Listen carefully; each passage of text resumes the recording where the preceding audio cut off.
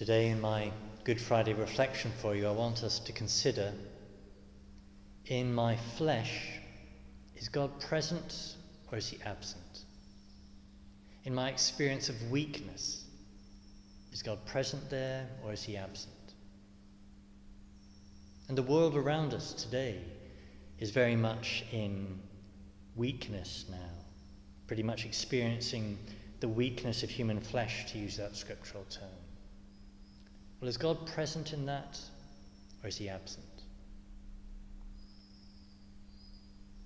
Now, the Passion account that I've just read to you from John's Gospel, as we always have on Good Friday, in the horror of that event as he describes it, there are two extremes he puts before us.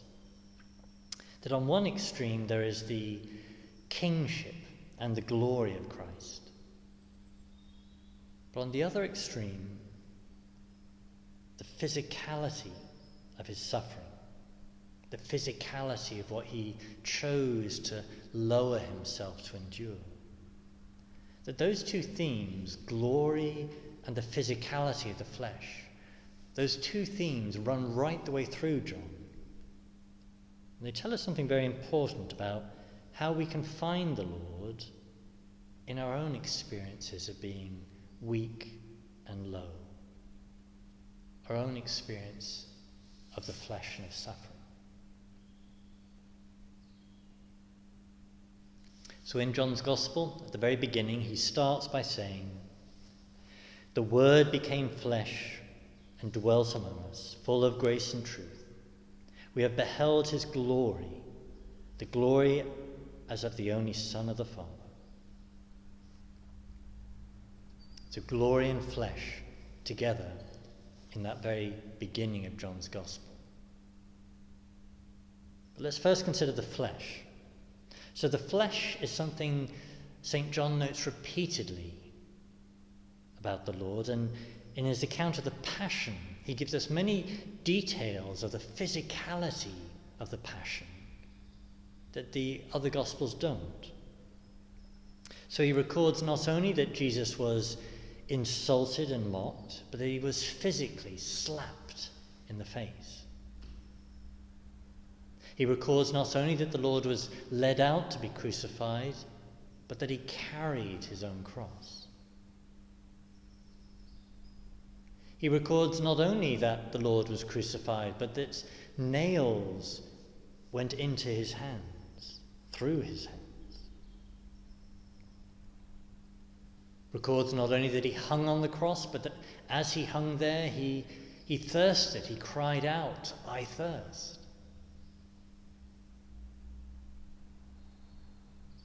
And when he had died, he adds the physical detail that his side was pierced by the spear, showing his death in the blood and water that poured out. Not one of his bones shall be broken.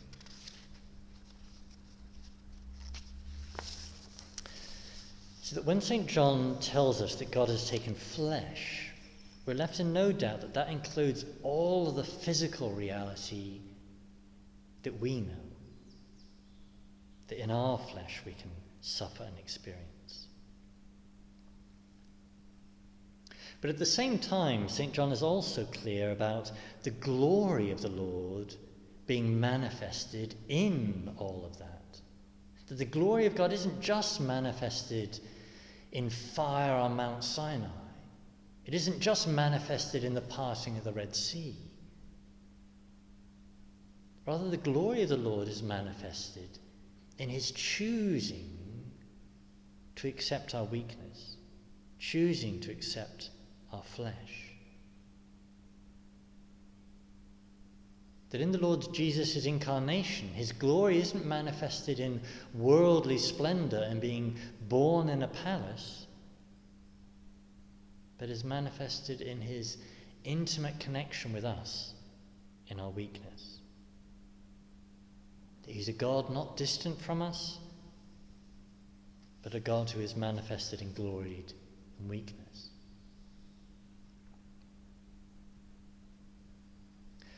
Glory in weakness. Now, these two things might seem to be in contradiction.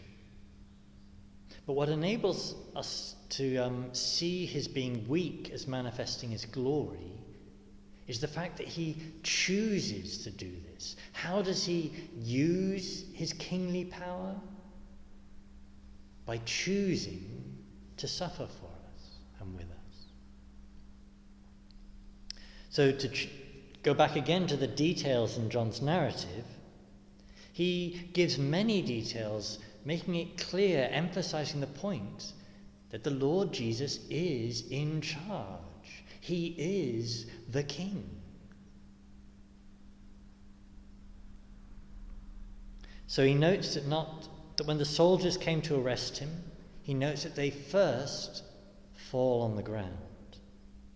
And they only arrest him when he allows it. He notes that before Pilate, he is repeatedly declared a king, though not a king of this world. That he's dressed in a purple kingly robe, though to be mocked by it. He's crowned, though with thorns, again to be mocked. And he's repeatedly declared a king by Pilate, before the crowd and with the inscription above him on the cross. And then maybe pivotally at the very end, that his final words before he gave up the Spirit were words indicating that it had been a work all along that he was choosing to do,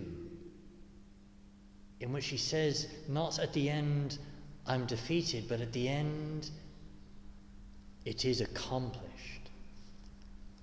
He had achieved what he had set out to do. He had chosen to do this for us.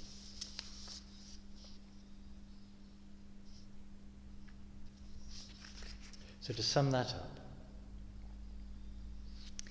he is king, he is in charge, but he uses his kingly power to lower himself and to share the weakness of our flesh. And what that means for you and for me is that in our weakness, in our experience of the flesh, he is with us. When I'm insulted and undignified, well, he has granted me dignity by being with me. That when I am weak and defeated, well, he offers me strength to be my victory. And when the world around us, as it is now, is weighed down by the burden of current affliction, he is here among us. The Word was made flesh and dwelt among us.